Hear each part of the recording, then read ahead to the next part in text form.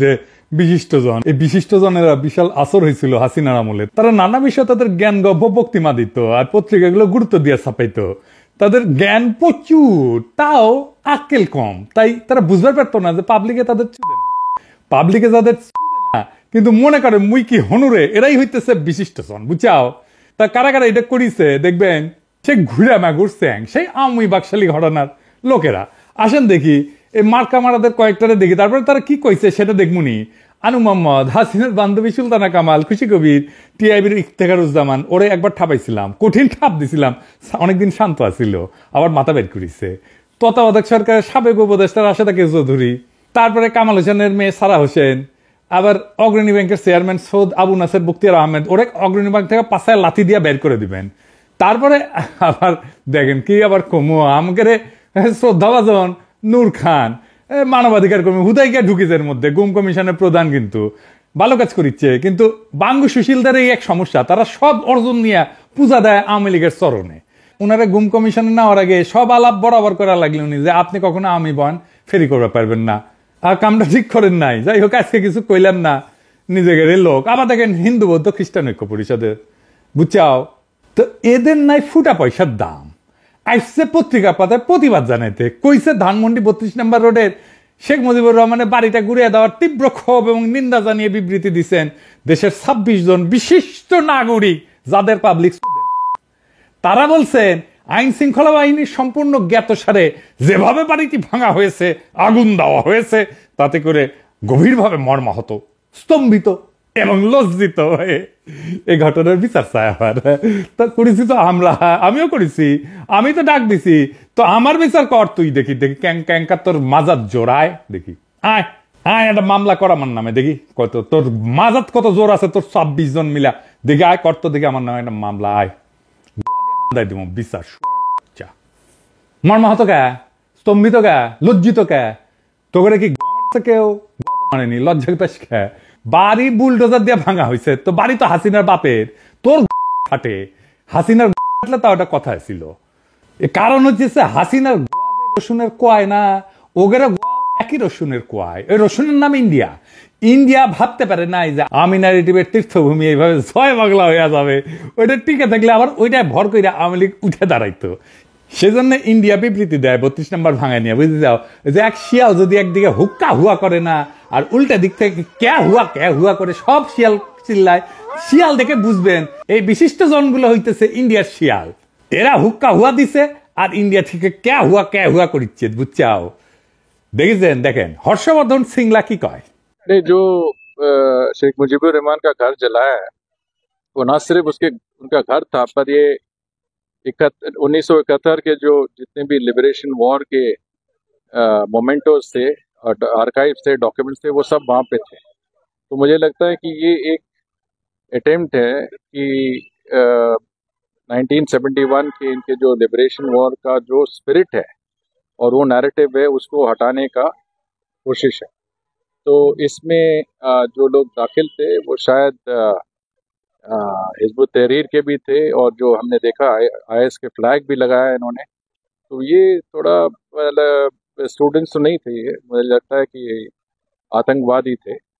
और ये जो हरकतें हैं मेरे ख्याल से बांग्लादेश के लोगों के हित में नहीं है।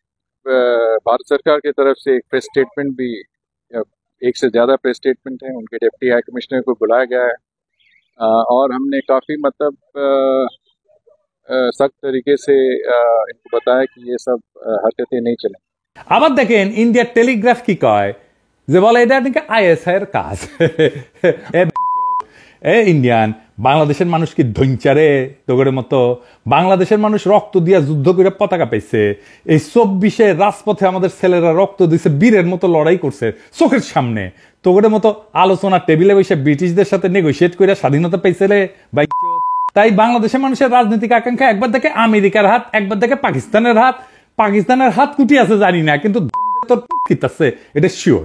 শালা গান্ডু ধ্বজভঙ্গ। এই জন্য তো ইন্ডিয়ান নায়িকাগুলো খালি বাংলাদেশে আসে, বাংলাদেশের আগুন বরাবর পোলাপানগুলোর আকর্ষণে আসে, বীরত্বে মুগ্ধ হয়ে আসে। আরো আসবি শালা। 32 নম্বরের সাথে বাংলাদেশের গৌরবের ইতিহাস জড়িত নাই, আছে লজ্জা আর কলঙ্কের ইতিহাস। কেন? আসেন দেখি। এ বাড়ি তৈরি হয়েছিল দুর্নীতির টাকায়। এই বাড়ি থেকে মুজিব আত্মসমর্পণ করে পাকিস্তানি বাহিনীর কাছে, দেশের মানুষকে গণহত্যার মুখে ফেলা। নেতা নাকি সে সুটকেস গুছে রেখেছিল, বুঝছাও, যে ধর্মীয়টি থেকে। তারপরে নাকি ফোন করেছে আর্মির জেনারেলদেরকে, আমাকে ধরে নিয়ে যাও, ধরে নিয়ে যাও। এই বাসা থেকে নাকি স্বাধীনতা ঘোষণা দিছিল। একেবারে মিছা কথা, ডাহা মিছা কথা।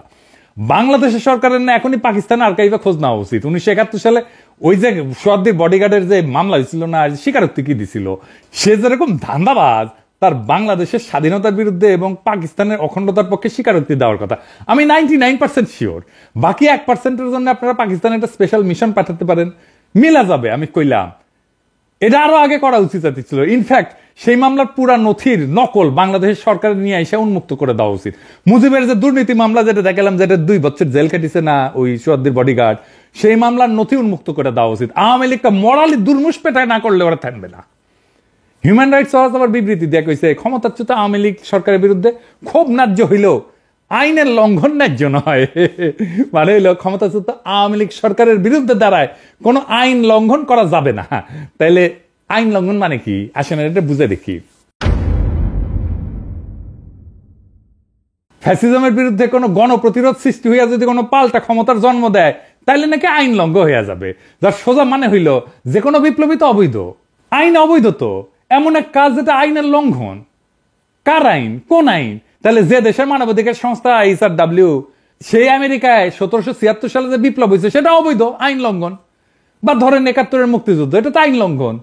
1976 সালে আমেরিকান বিপ্লবীরা অস্ত্র হাতে তুলে নেয় নাই, সেটা কোন আইনে নিছিল? কোন আইনে ন্যায্যতায় নিছিল? নাকি HRW কবে যে সেটা অবৈধ, আইনের লঙ্ঘন? কোন নতুন ক্ষমতা যদি রাজপথ থেকে উত্থিত হয় জনগণের মধ্য দিয়া, তার আগে বা তার উপরে কোনো আইন নাই। আগে ক্ষমতা, তারপরে সেই ক্ষমতার মোড়ক থেকে আইনের জন্ম, কনস্টিটিউশনের জন্ম। এটাই হইল রাজনীতির ধারণা। মানবাধিকারের ধারণা দিয়ে রাজনীতি বুঝতে পারবেন না। মানবাধিকারের ধারণা দিয়ে রাজনীতি বুঝতে গেলে বেশি বুঝবেন, এইরকম মাখায় ফেলবেন। কোন গণপ্রতিরোধ যদি তৈরি হয় কোন একটা জুলুমের বিরুদ্ধে, তাহলে একটা পাল্টা গণক্ষমতার জন্ম হয়, যা জীবন্ত, যা আগের সকল ক্ষমতা, সকল আইন, সমস্ত কনস্টিটিউশন, সব সংবিধানকে নাকচ করে দেয়। পাবলিক নিজেই জীবন্তভাবে গণক্ষমতা নিয়ে হাজির হইয়া যায়, যার সামনে আগের সমস্ত ক্ষমতা, আগের সমস্ত আইন, সমস্ত কনস্টিটিউশন নাকচ হইয়া যায়। নতুন ক্ষমতার সামনে সকল আইন অন্যায্য, বাতিল হইয়া যায়। সেটা ঘোষণা দিয়া কনস্টিটিউশন বাতিল করে বলা হোক আর নাই হোক, সবসময় আগে নতুন ক্ষমতা, পরে আসবে সেই সূত্রে আইন। আগে থেকে থাকা কোনো আইন দিয়ে নতুন ক্ষমতা তৈরির পর আর প্রযোজ্য থাকে না, কার্যকর থাকে না। আমরা কি 1971 সালের আগে থেকে পূর্ব পাকিস্তানের, মানে যেটা পূর্ব পাকিস্তান ছিল, পাকিস্তানের আইন কনস্টিটিউশন মাইনা নিয়ে মুক্তিযুদ্ধ করেছিলাম? নয় কোনো গণক্ষমতা তৈরি করতে বা জন্ম দিতে পারতাম আমরা যদি আইন মেনে করতাম? পুরানো যে কোনো আইন কনস্টিটিউশন মানলে যে কোনো ধরনের অস্ত্র ধরনের তো অবৈধ এবং রাষ্ট্রদ্রোহিতা। এবং নতুন যে কোনো গণক্ষমতা জন্ম নিলে পরে সে নতুন সব আইনের জন্ম দিতে পারে। আর গণক্ষমতা জন্মের আগে কোনো আইন সে মানবে না। ক্ষমতার আগে কোনো আইন নাই। নয় ক্ষমতা থেকে এরপরে কেবল নয় আইন, নয় কনস্টিটিউশন তৈরি হইতে পারে। 2024 সালের জুলাই আগস্ট বিপ্লবে এই গণক্ষমতার উপরে আগের কোন আইন তাদের উপর আর প্রযোজ্য না, ছিল না, থাকতে পারে না। রাজপথে থাকা ছাত্র জনতাই আইন, আমাদের সম্মিলিত আকাঙ্ক্ষাই আইন। আমরাই সার্বভৌম জনগণ, আমরাই সম্মিলিতভাবে যেই আকাঙ্ক্ষা পোষণ করব সেটাই বাংলাদেশের আইন। এর বাইরে কোনো আইন নাই। এবং এই জন্যেই এই বিপ্লবী জনতাকে মব আখ্যা দেওয়া হচ্ছে। কাদের তরফ থেকে? কেন বিপ্লবী জনতাকে মব বলা হচ্ছে? কারণ এরা জনগণের গণক্ষমতায় ভয় পায়।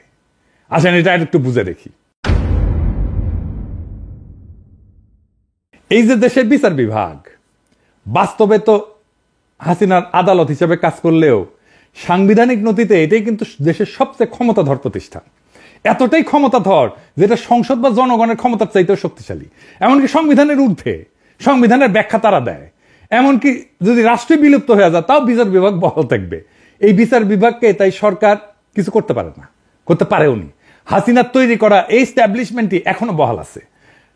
আজ যারা এই যে মবের সমালোচনা করতেছে তাদের অনেকেই কিন্তু কিছুদিন আগে যে বিচারিক অভ্যুত্থান জুডিশিয়াল কু করতে গেছিল না, সেটা ছাত্র জনতার প্রতিরোধ করায় স্বস্তির নিঃশ্বাস ফেলছিল। কারণ তখন আর কোনো পথ খোলা ছিল না, তো বিচার বিভাগের উপরে কারো হাত ছিল না। এক সময় সংবিধানে বিচারকদের ইমপিচমেন্টের বিধান ছিল, অভিশংসনের বিধান ছিল, তাদেরকে লজ্জা দেওয়ার বিধান ছিল, যেটাতে তাদেরকে অপসারণ করা যেত। সেখানে সংসদের কিছু ক্ষমতা ছিল, কিন্তু বিচার বিভাগ সেটা বাতিল করে দিচ্ছে। বুঝে যাও, এখন যারা সত্যিকারের ন্যায় বিচার ব্যবস্থা চান তারা কিভাবে হাসিনার স্বেচ্ছাচারী ভাবে সাজানো বিচার বিভাগ দিয়ে সেটা পূরণ করবেন? একমাত্র সমাধান হইল বিচার বিভাগকে সম্পূর্ণভাবে পুনর্গঠন করা, নতুন করে একটা বিচার ব্যবস্থা গড়ে তোলা। আর সেটা করতে হইলে সংবিধান সংশোধন করতে হবে এবং বিচার বিভাগের উপরে জনগণের সর্বোচ্চ কর্তৃত্ব প্রতিষ্ঠা করতে হবে। জনগণ সর্বোচ্চ, বালের সংবিধান, বালের বিচার বিভাগ, সবার উপরে জনগণ। এই বিচার বিভাগ যখন ন্যায় বিচার দিবে না, যখন ক্ষমতাসীন দলের লোকদের রেহাই দিয়ে দিবে, তখন জনগণ কিভাবে ন্যায় বিচার পাবে? সরকার চাইলেও তখন বিচার নিশ্চিত করতে পারবে না। মজার বিষয় হলো বিচার বিভাগের সাথে যখন সরকারের সংঘাত সৃষ্টি হবে, তখন সরকারের হাতে একমাত্র পথ থাকে জনতাকে ডাক দেওয়া। তাইলে বুঝেন, রাষ্ট্রের গঠন প্রণালীর মধ্যে বিচার বিভাগ নিজেই এই যে মবস বলতেছে, যাদেরকে জনতাকে বলতেছে, বিক্ষুব্ধ জনতা, তা তৈরি হওয়ার পূর্ব শর্ত তৈরি করে রাখছে। জনগণের সার্বভৌমত্বের বদলে বিচার বিভাগের সার্বভৌমত্ব দলিলে লিখে রাখা হয়েছে। জনগণ বিচার বিভাগের খবরদারি মানবে কেন? রাষ্ট্রের মালিক জনগণ, বিচার বিভাগ না। বিচার বিভাগের ঊর্ধ্বে জনগণ, রাষ্ট্রের প্রকৃত মালিক জনগণ। তাই যাদেরকে আজকে মব বলা হচ্ছে তারা থাকবে, জনতা রাস্তায় থাকবে, জনতা রাজপথে থাকবে যতক্ষণ পর্যন্ত না নতুন আইন তৈরি হইতেছে। ততক্ষণ পর্যন্ত জনতাই ডিক্টেট করবে এই সরকার কিভাবে চলবে।